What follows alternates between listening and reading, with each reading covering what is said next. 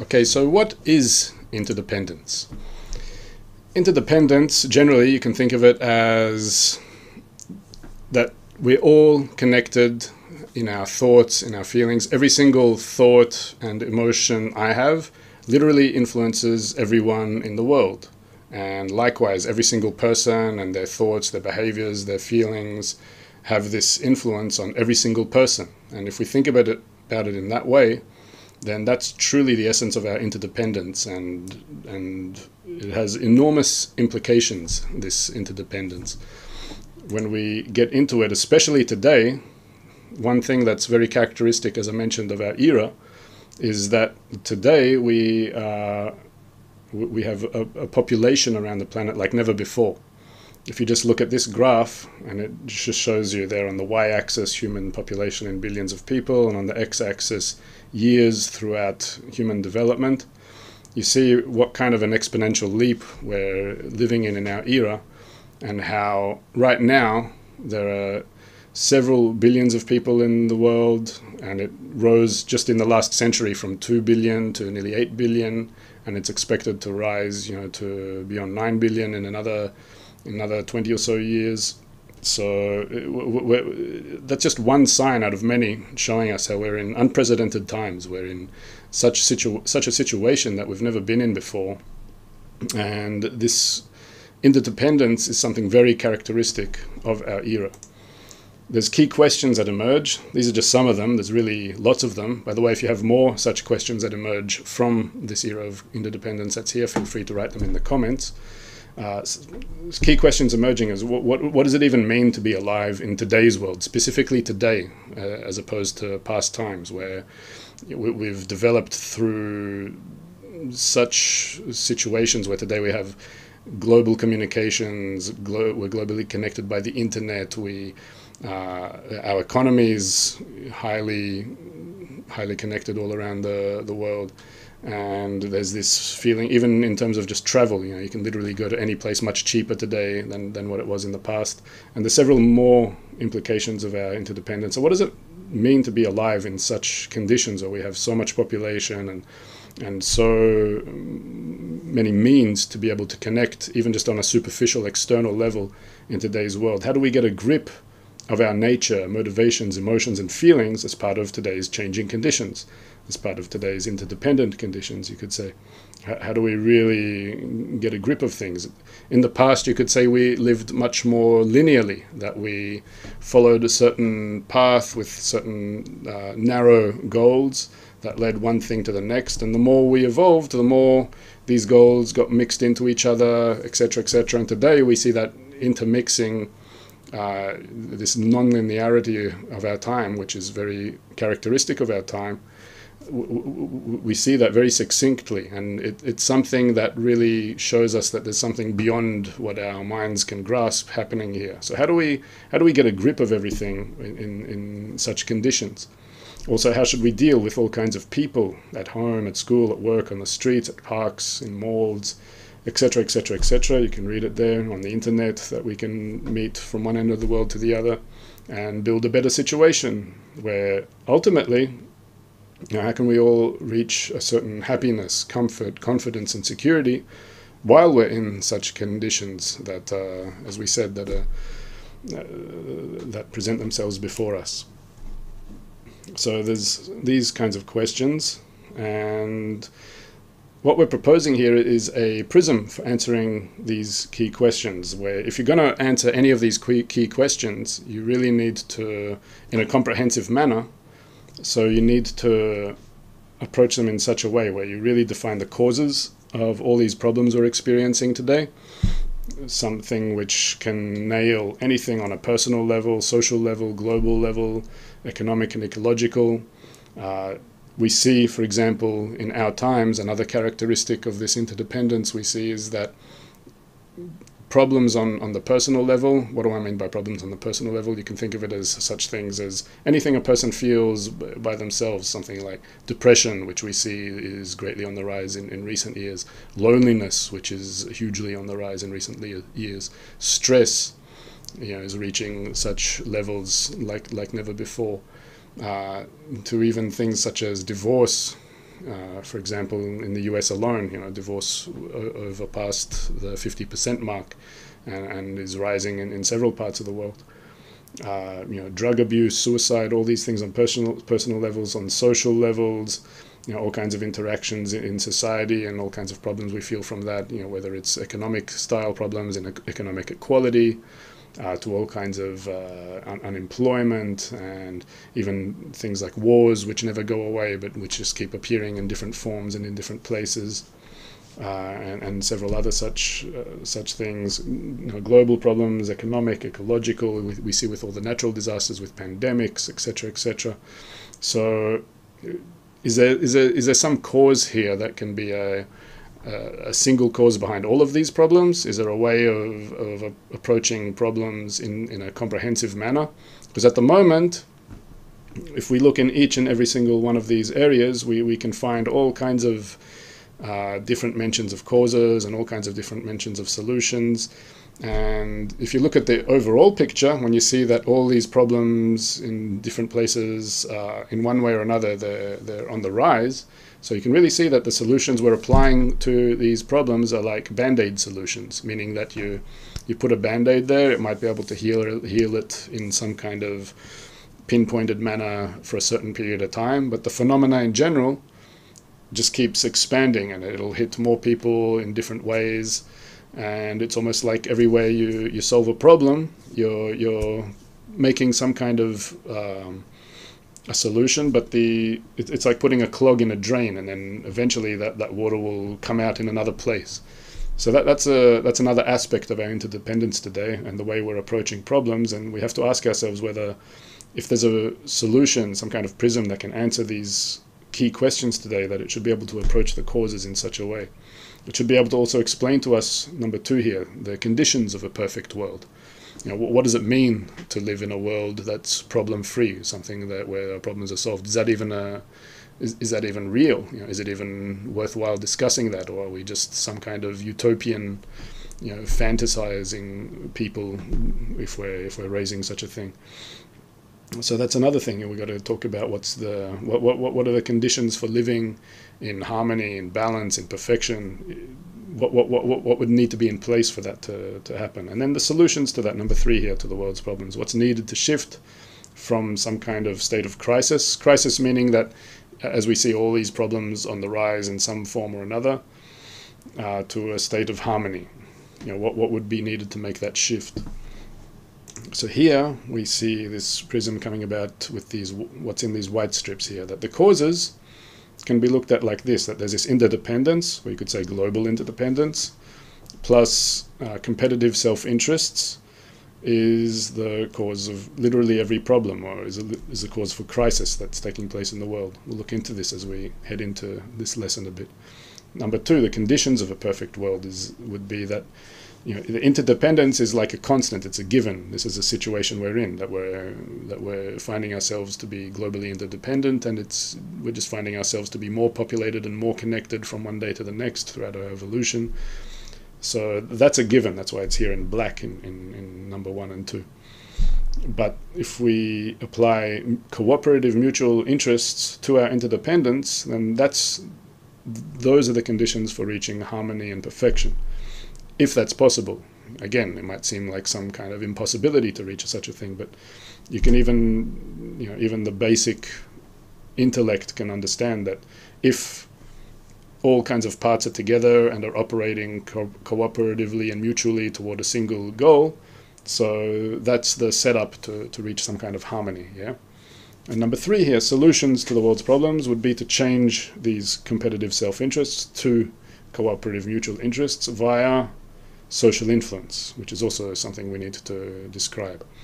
Social influence, sometimes you could hear this word social influence as education, but education not understood in the way we normally think about education in our world, but education meaning that everything that influences us in our environment is educating us in some manner or another. All kinds of examples we see, from things in our home, to things in the streets, to things in the media, to things in the arts, and all kinds of examples we consume at every moment in our life is some kind of education, all these social influences are shaping us at every single moment. So we'll look into how that works a little bit later, but that becomes a tool. It's already a tool where we're being influenced at every single moment by some kinds of values, by some kinds of examples and behaviors that cause us to act a certain way and to act to certain values.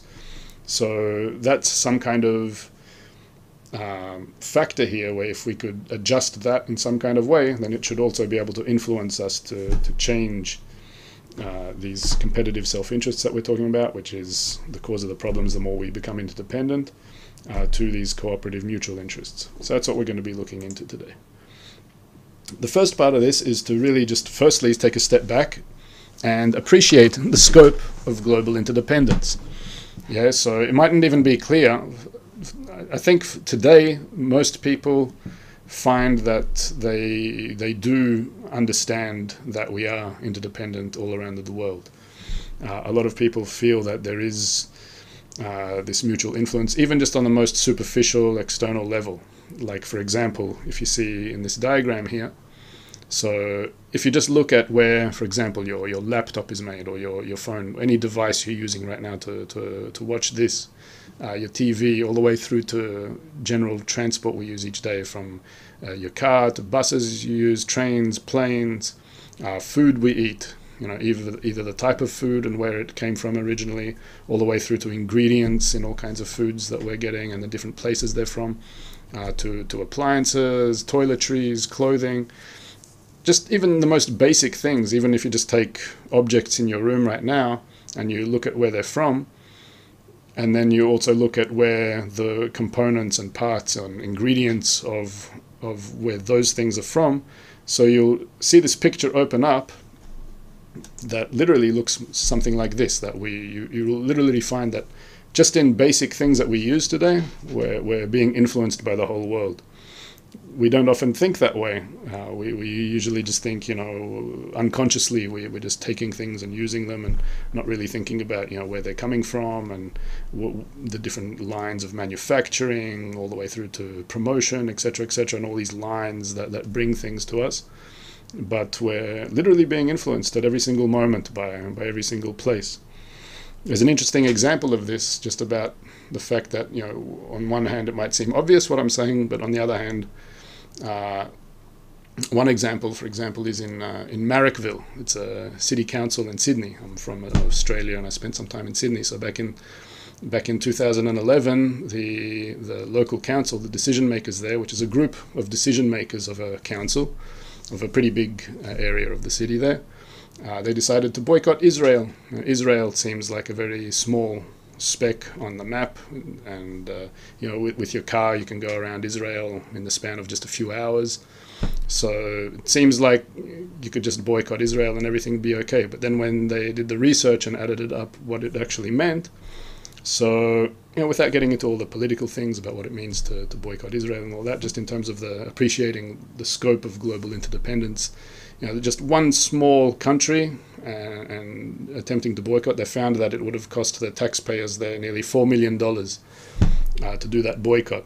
And in the end, they didn't do it. What does it mean? It means that even just at the level of government infrastructure, they would have to replace computers and all kinds of other technologies and even things in their cars and get new cars just to do this boycott on one small country. So that's just one of several examples of how, on one hand, it might seem obvious that we're globally interdependent. On the other hand, you see that even decision makers in a certain region, and a group of them, can think in a way which doesn't even take that into consideration. And then later on, through research, it becomes revealed about what that actually means. And in the end, they didn't go through with it because of what it would have cost the taxpayers. So even just a little bit more on that we might take it for granted today because we've been through certain events, but one event that brought our understanding of our interdependence, you could say on a more mainstream level, was the 2008 financial crash. Before that time, people who would be speaking about how humanity is all one and humanity is one interconnected and interdependent whole and that we're all one global village, we're usually thought to be people who are a bit more, spiritual or new age, or people who are a bit more on the fringes in that respect. But the financial crash of 2008 came around, and and then all of a sudden you got politicians and economists speaking on the mainstream news, night after night, about how all of humanity is in one boat. Because what happened, you have this example in a very corporeal way of one bank falling in one country, leading to other banks falling in other countries, leading to things like mass unemployment and austerity measures and home foreclosures in several countries, leading to later, being one of the causal factors for such things as mass protests happening all around the world and other such events that came from it. So even such an example of that comes around and shows us how interdependent we are. And all of a sudden, we might take, as I said, we might take it for granted that we're interdependent globally today. But before 2008, it was something that no one really talked about. And thanks, you could say thanks to a certain crisis, we became very well aware of it. Come 2020, that becomes even more prominent with, as we know, the coronavirus pandemic. Similar situation, a tiny virus, that you can't even see, emerges in one country, in one province of one country. Within the span of a few months, it's changing the whole world in all kinds of ways that you already know, and that we're still feeling to this very day. And it's affecting different countries and lots of people differently to others, in all kinds of ways, from health through to business, through through all kinds of personal, social, global ways all around the planet. So it's just these examples come in, you could say, a certain negative form, and they illuminate to us even more and make this concept of our interdependence all around the planet as some very tangible reality that we're living in. And so it demands of us to really get into it and understand what kind of world we're living in today. We'll move it along a bit. Interdependence of our thoughts and feelings. So we talked about appreciating the scope of interdependence globally, and how even on the most superficial level, in terms of trade and products we're using and goods and services we're using on a daily basis, we're connected to all kinds of different countries. Neuroscience shows us that there's mirror neurons in our brain, and these mirror neurons imitate behaviors that they perceive in the environment, and through that imitation they formulate a picture to us, which is a picture that we can even feel with our very emotions of what it means to perform an action, to do a behavior, and also to feel the feelings of a certain thing. The most succinct example of this is pain. If you see something painful, so you get that kind of feeling of what that pain feels like. And you feel that unpleasantness to it, and some people feel it in different intensities to others.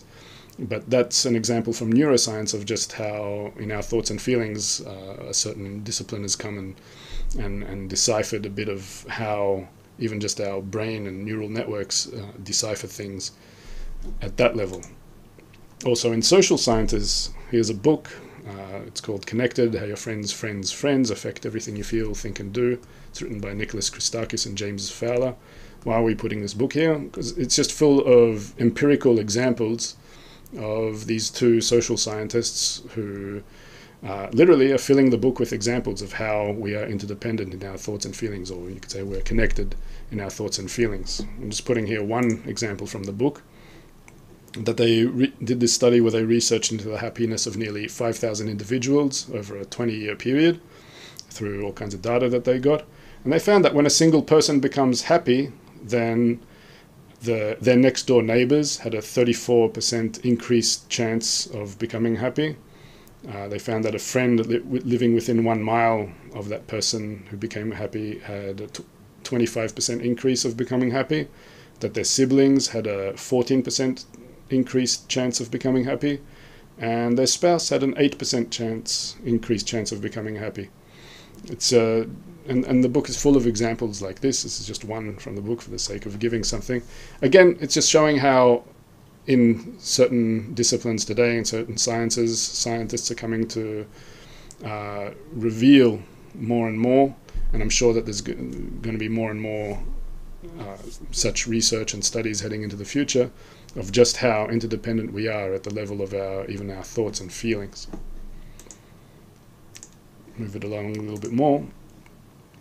The basic principle of the evolution of our interdependence, it's worth mentioning that, as we said, right now, in our particular point in history, so we can see how there's this complex web of global interconnections and interdependence. But where it all came from was we weren't always like that.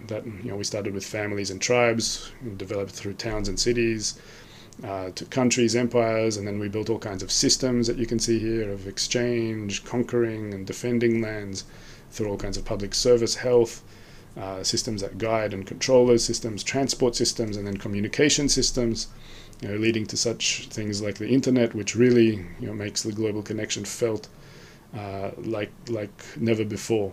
It's just the principle here of understanding the evolution of our interdependence is just to understand that all throughout our history can be viewed from the perspective of us becoming more and more connected, more and more interdependent throughout the whole of our history.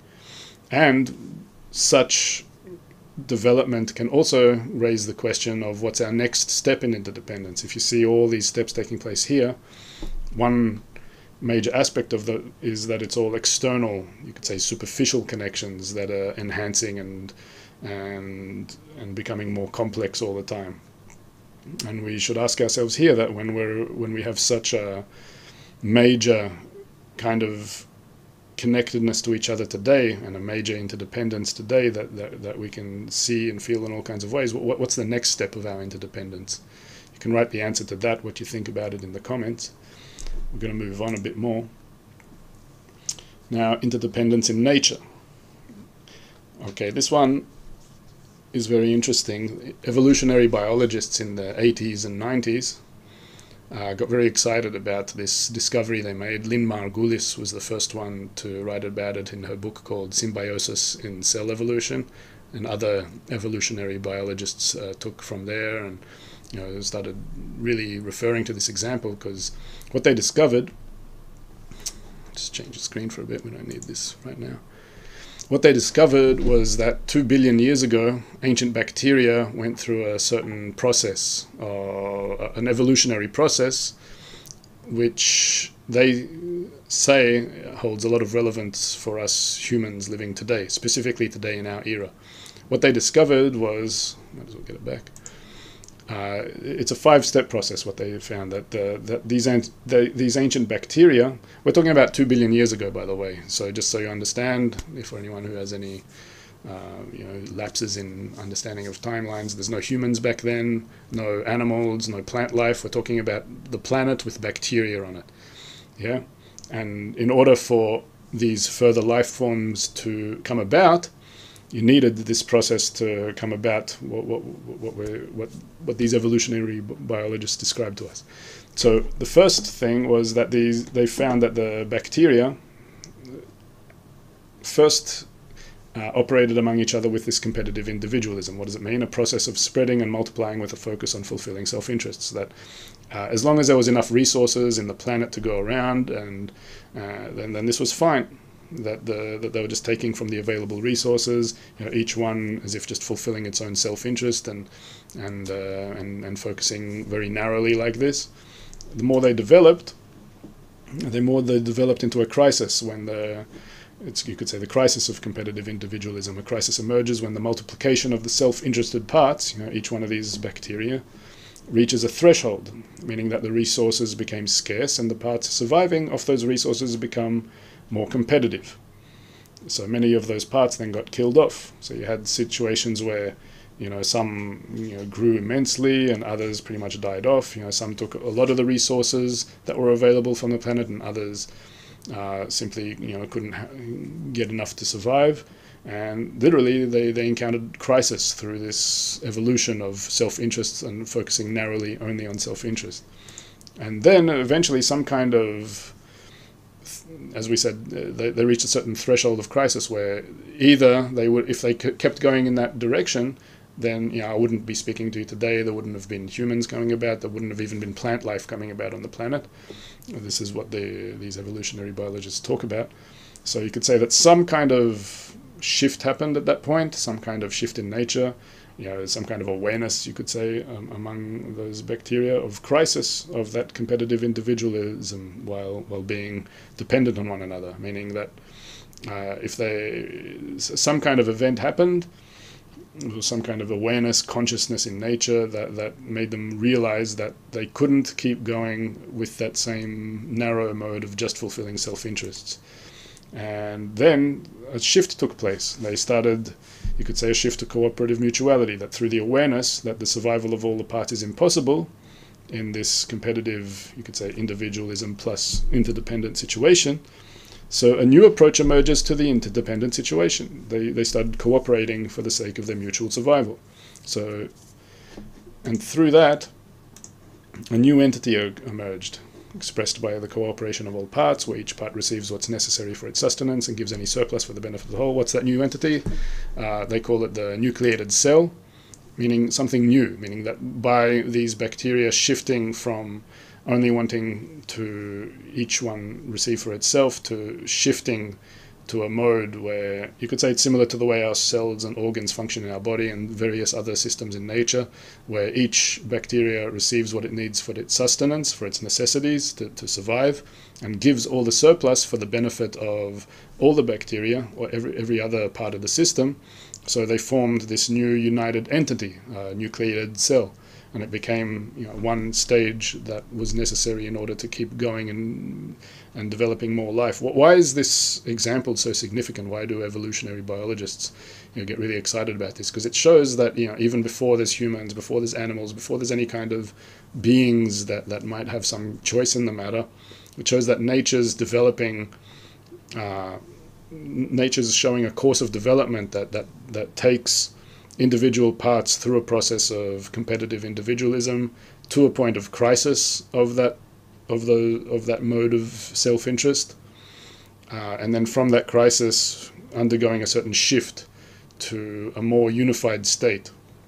That this process is an example that exists in nature, and if we take that example that the biologists point to in ancient bacteria 2 billion years ago, and we apply it to our human society today, so we can also try to think in terms of our situation, that we can understand how we've been operating according to competitive self-interests until today. We can also understand that it's leading us to some form of crisis on a global scale, and we see examples of that in several areas. And so then we can start really bringing to the dialogue and to the discussion table, what does it mean to undergo a shift to a new united entity as human beings in this situation, human beings who have some kind of element of choice in the matter, and where we can implement decisions and we're not just unconsciously governed by nature to do things, or are we? It's another question to raise to the table. And so in short, we can raise this example in relation to us humans, and what do we need to do to undergo such a shift. Just to summarize that, so we undergo these stages of increasing individuation and separation, through to crisis, through to a change to a more unified whole organism that arises out of that. So again, just reiterating what we just said, so the purpose of today's frictions, crises, conflicts can be viewed from that prism, that the purpose of every kind of problem we experience today and crisis that we encounter on levels is to ultimately come to a realization of some kind of error, that our modus operandi in this world of operating according to competitive self-interests is not leading us to the happiness and the pleasure that our desires ultimately seek. And such a realization of the error of our current way of going about things should lead us to a revision of how we approach our lives.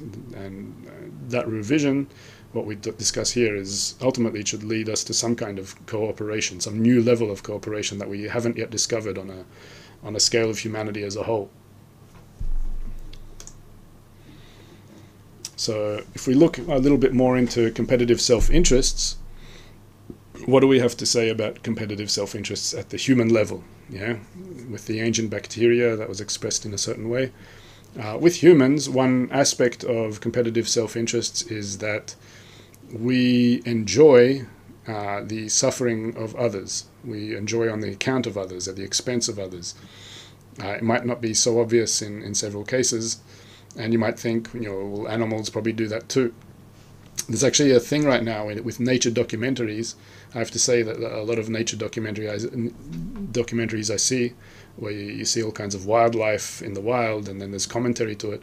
It's actually a very big corruption. It's not corruption meaning that it's a really negative way of presenting nature, because I've seen a lot of commentary where they're talking about how there's a pack of lions over here and a pack of hyenas, and the lions, they hate each other, and this is why they're going into war with each other and fighting each other. And I see these narrators of these nature documentaries applying human qualities of things like love and hate to animals, where in nature itself there are no qualities such as love and hate. That these qualities are only specific to the human level, and that's something specific to humans. For example, the lion that goes out to kill an antelope is not doing it with the thought of how it's going to increase the lion's pride and how he's going to show everyone that he's the king by doing this, and that he's going to get extra power and control. He's only thinking, or you could say he's being unconsciously managed by an algorithm in nature to get food. And that's the only calculation you're going through the line. Food and security. It's really the base level of desires, survival instinct desires that these animals are going for. And there's no hatred involved in any one of their actions. And there's none of these, all these social desires that come in among humans. Desires for doing something for the sake of money, or for the sake of pride, or for the sake of power and control. All those are literally us feeling pleasure at the expense of another. That I'm willing to do something because it increases to me here and subtracts from the other over there. So that's a specific quality of competitive self-interests on the human level. And you can understand how such a quality can especially the more interdependent we become, and you could say the more resources get scarce, so the more suffering that can lead to. When we're put in the same room and we all have these desires to get the upper hand on everyone else, and each one is raised on this paradigm of being the best, strongest, richest, fastest individual that they can possibly be. So you're going to get, some people gaining to themselves, but most of even those who seemingly gain for themselves from the situations, just out of this need to uphold these values that they're raised in. But really no one really gets ultimate happiness out of such a situation, where we're really raised in a situation where we don't understand how much we're missing out on by simply growing to become more and more interdependent. According to our evolutionary necessity, but not working out how to get beyond this paradigm that we've existed in of each relating to each other out of competitive self-interests. And so the more we evolve, also the more our desires grow, and the more competitive we become, and the more excessive our desires are. And this is also one of the reasons why we see much more suffering around the world. Meaning that I'll get an excessive desire now on the human level, specifically today, meaning that there's this increased desire to enjoy in me that wasn't there previously, and I need to feel that somehow. So I go into all these possible ways to fulfill myself, and I look to extract as much as possible for them. And so my desire for money isn't just to supply for my own survival needs and for the needs of my family, but I start getting greedy. I want to show these others in my environment that I can make more than them, for instance, or the desire for pride and honor. I won't get into it now, but you can see how just by having an excessive desire and going to try to fulfill them according to the ways we have until today, leads us to such situations where, in short, lots of problems and crises emerge from such a way of doing things. Here we have to also understand our base desire, which is a desire to enjoy. That's our prime motivator. It's shown here in the diagram that we have a desire, and the desire wants enjoyment. And when the desire receives enjoyment, then the enjoyment extinguishes in the desire. and we're always left wanting a different kind of enjoyment. And that's how our desire is always growing, because things that previously fulfilled it fade away, and we're always wanting something new and different to what previously enjoyed it. It's just our human nature. This is our base human nature. And we are never really left feeling fulfilled in such a state. We're always going for pleasures. The pleasures are extinguishing, and we're going for new pleasures. And the pleasures, gradually over time, we need something more and more. You can see it in several examples from food, just the way you input food into your body, and the taste goes away, and you're always wanting more and more food until you're left not hungry anymore. To even just, for example, a song, you might have you might find your new favorite song, and you can't get enough of listening to it. You listen to it and listen to it and listen to it. After 2 or 3 days, it's already old. You're not getting that same pleasure anymore. And then you're ready to put it away in the filing cabinet and look for new music, because that song doesn't fulfill you. And you can imagine, you can find these examples all throughout all of our desires and pleasures in our world. Together with that, we also have a base calculation in our nature to go for maximal benefit and minimal pain. Or another way of putting it is to move toward pleasure, move away from pain. And to always, we have this unconscious calculation running through us to think and seek how we can get the maximum pleasure out of any situation by applying the least effort. Even the most extreme example that tries to counter that, for example, a masochist who seemingly wants pain over pleasure, when you really look into the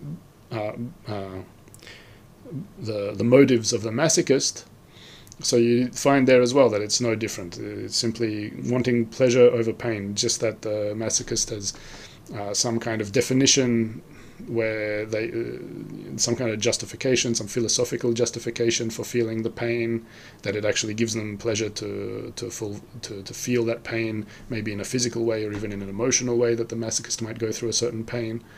But they're doing that ultimately in order to find some kind of justification for themselves in the world, etc., etc. And that justification, that's what's giving the pleasure out of that situation. So these two things of being a desire to enjoy, wanting pleasures, the pleasure fades away, wanting new pleasures all the time, and always wanting to receive the maximal amount of benefit, the maximal amount of pleasure, enjoyment for the minimal effort. This is what comes into our nature as the prime motivating factors here while we're in this interdependent situation we're in, and that's behind all these competitive self-interests that we have. It's important to note this. And then outside of that, social influence comes into play, that we don't just want to enjoy individually, isolated from other people. Our enjoyment is relative to society. So while we have this base nature, a desire to enjoy, and while we're looking for maximal benefit with minimal effort, so other than our base individual desires for food, sex and family and shelter, so those are things that we desire even if we're isolated from society. But all of our desires beyond that point, money, control, pride, fame, knowledge, all these desires, they're all in relation to society. And that's where social influence comes into play. There's an interesting research, as we mentioned, a few researches being done. It was done by researchers at Harvard University a few years ago, where they asked people, what would you choose? That you would earn $50,000 per year and your peers earn $25,000 per year, or you earn $100,000 per year and your peers would earn $200,000 per year. You could write in the comments now as well, what would you choose out of this situation? You could say on face value, getting $100,000 seems much more logical, right? Because you'd have more money, you can buy more things, you're literally getting twice as much as $50,000. It makes sense that you'd go for the option with more money. But the majority of respondents chose option number one, meaning that it's a real clear example from a case study that people enjoy in relation to society, in relation to the others around them. That people are willing to get less money on condition that others would have less than them. Yeah, whereas and the majority of people hated the idea of, getting more money on condition that others would get more than them. So it's a really good example from social sciences on how we're always choosing our pleasures in relation to society. So this is how it is, and then we're in this situation of keeping up with the Joneses, where each and every one of us, if we have these consumerist values, individualist values and material values, which you could say is the essence of Western civilization today, the civilization we find ourselves in. So this is the situation we find ourselves in. So we're looking at others all the time. If another person's getting the new iPhone, so we also feel that we're in the past and we're kind of behind them if we're not updating our phone. The person gets the newest car, the latest model, whereas we're still 5 years behind, so we're kind of feeling like a bit behind them. And there's other people, money is the real base of it, the amount people make and the kinds of jobs and professions, and how it's very common today when you just meet a person for the first time, the next question out of your mouth is, what do you do? What's your job, basically?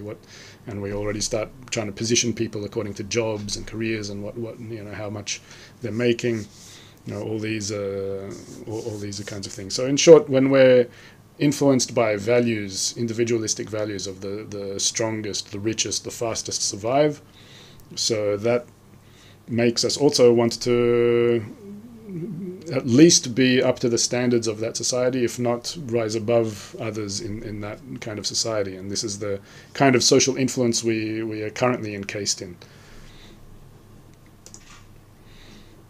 There's some actual interesting examples here.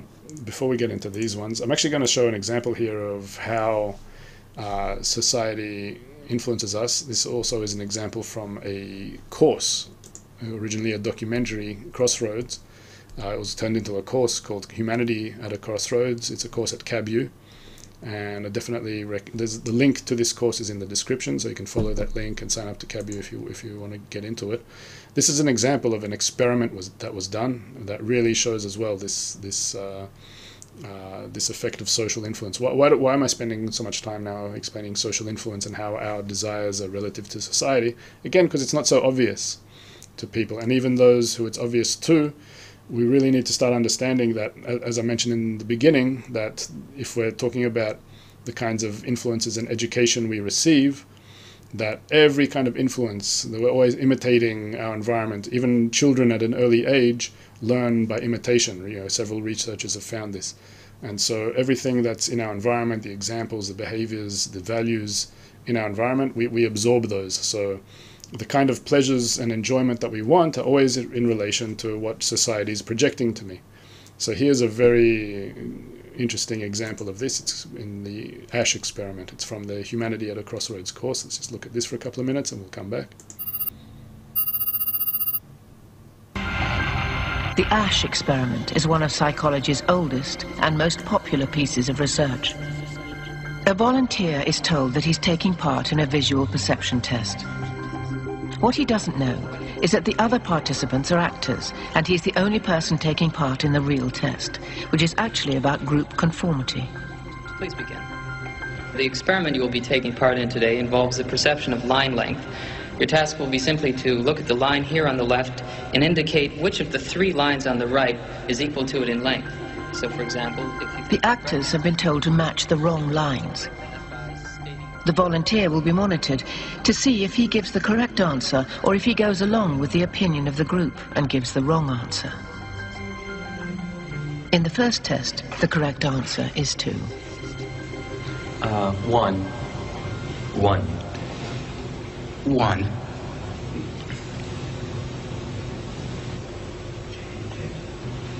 2. 1. Once again, the correct answer is 2. 3. 3. 3.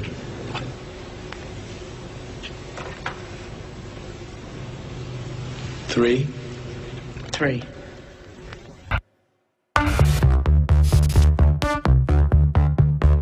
El experimento de Ash The Ash conformity experiment has been repeated many times.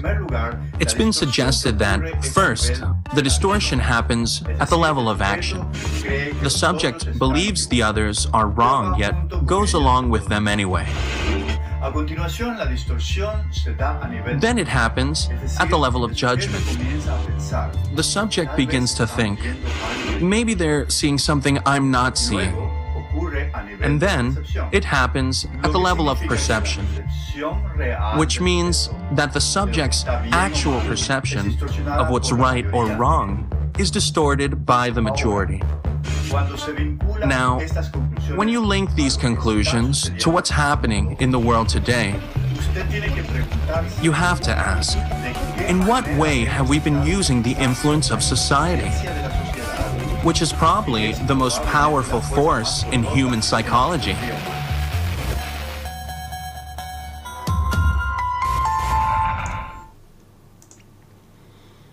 All right, so some key questions in relation to social influence then. How are we using social influence? You know, what values, beliefs, ideas, behaviors and actions are we forming our public opinion with that's influencing us at every single moment? These are questions that we should be raising in relation to everything that's influencing us, and you know, all these values and behaviors, and you know, are they beneficial or are they detrimental to our lives and to our future generations? These are questions we can literally start applying to everything that we perceive influencing us in some kind of way.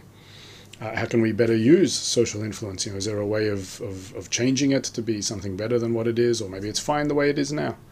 Or what kinds of outcomes do we want to see as a result of the social influence that we form? So, as we said, if we're influenced by competitive self-interests, and there's an environment that's putting these values into us in all kinds of examples all the way, that we're always seeing the individual who's the strongest, the richest, that's fast and the fastest, you know, in front of us in the media all the time, you know, promoted to us all the time, and it's making us either want to be like that or some kind of form of that, you know, to make our way in the world as best as we can, to be the best kind of individual that we can possibly be in the world. So it raises some key questions about whether this is really the best way of influencing each other, and whether this really brings out the best of human beings. Does it lead us all to ultimately happy lives, or is there something we can be doing differently to influence each other?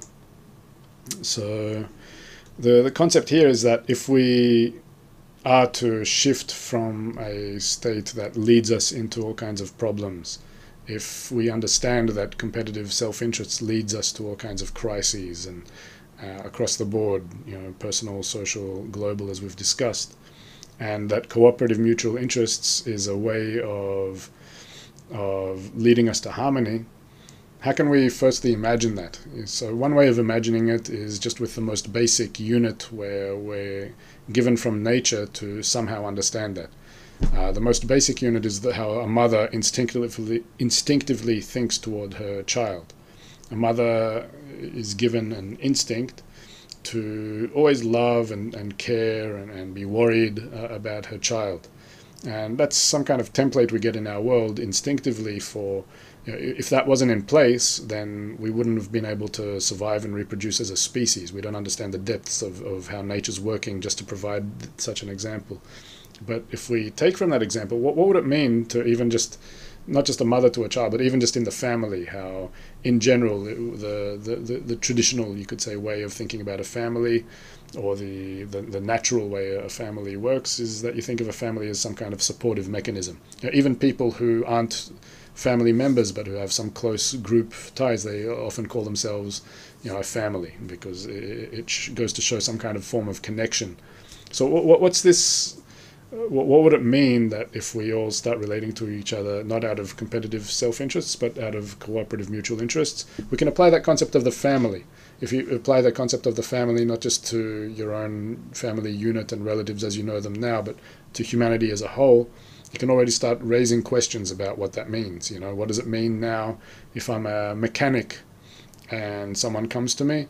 If that person was my son or daughter, you know, how would I relate to them, and how would I relate to a stranger, for example, that comes to me now? Would I charge my son or daughter the same costs as I'd charge that stranger? You know, if I'm a dairy products manufacturer. Just throwing some examples. You can throw these from anywhere, but I'm responsible for making dairy products. Would I if I knew that my son or daughter are going to be consuming these dairy products, would I do anything in that line to neglect anything, or to have some kind of neglect from the farming conditions all the way through the manufacturing? If I'm giving out home loans to people and my mother comes to me for a home loan, would I relate to her as to a complete stranger? Would I be giving her some bad loan or something like that if my mother came to me now for a home loan?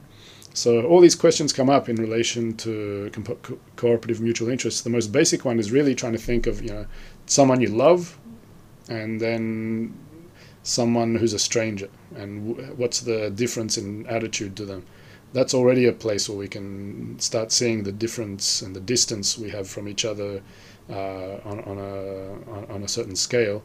And we've got to raise the question. One, it's clear to us that if we did relate to each other as a single family, if there was some kind of instinctive thing there in place, then we would be living in a much more harmonious world.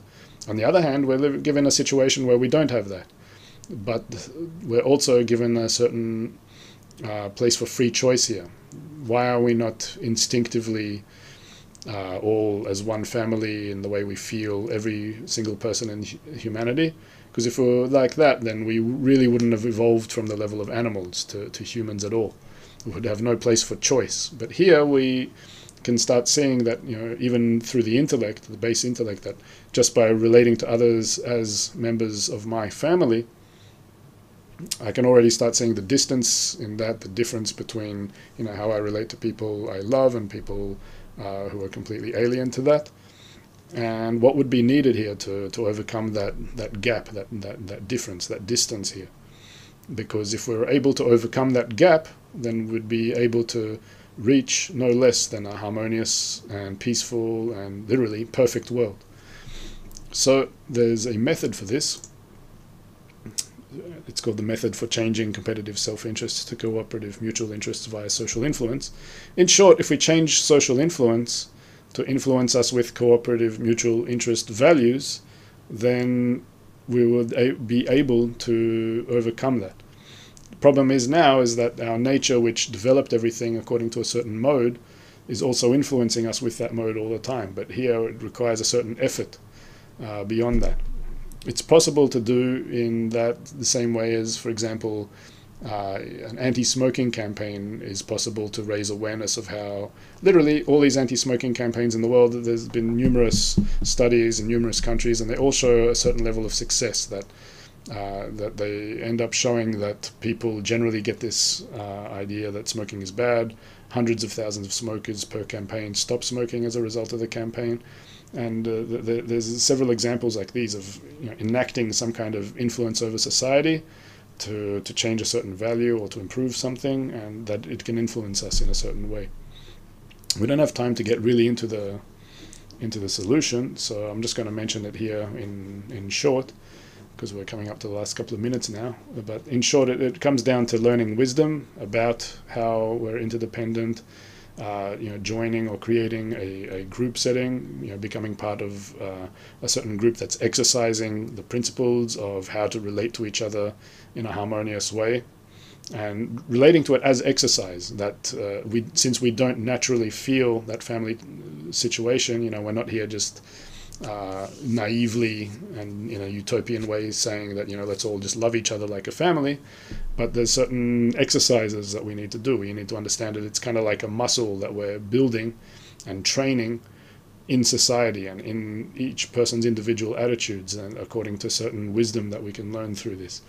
And by exercising that muscle at certain stages, we can get moments of an experience of connection, some kind of feeling that like that example of the bacteria, that by connecting we form some kind of new entity, and that new entity also feels a new kind of pleasure, a new kind of harmony, a new kind of peace that's coming to it, you could say, from a different source and a different place in nature that we've never felt before, because we've never connected over the current divisive drives we feel in humanity today.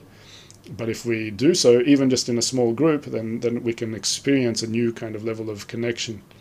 And once there is such an experience of that connection, it would also start encouraging people more and more to share that experience and spread it. And that really becomes the mold for achieving happiness and success on a large scale. And even if you're thinking, I'll just jump to one thing here, even though we're leaping over some things a bit. Even though it might, as we said, appear to be some kind of utopian fantasy, there is also research showing that, you know, just when 10% of a population adheres to a certain idea, then that 10% becomes like a tipping point where that idea can become, from 10% of the population, shift to all the population at large. So, you know, if we really take these things at heart, we can start seeing some kind of solution forming for shifting humanity from a state of increasing problems and crises to a state of harmony through a certain understanding and approach to these. Just before we head out, I just want to mention some related material. This whole lecture was based on an ebook that I wrote on the topic. The links to all these related materials are in the description. So you can, if you liked any of this material, you can find out any more of it there in that book. You can also, there's the courses in KABU that relate specifically to this topic as well. Humanity as at a crossroads is one of them, where you saw that clip from just before. So the clip links to that are also in the description to go and take that course. There's a free 14-day trial when you join KABU, so you can get straight into that. And Wired to Connect as well is another course which relates specifically to happiness and success, and how we can exercise these relations to achieve happiness and success. So definitely recommend, if you're interested in this topic, to get deeper into it through these means. I said all the links to these are in the description. The ebook, by the way, it's also no sign-ups or anything like that. You can just do a straight download of the PDF.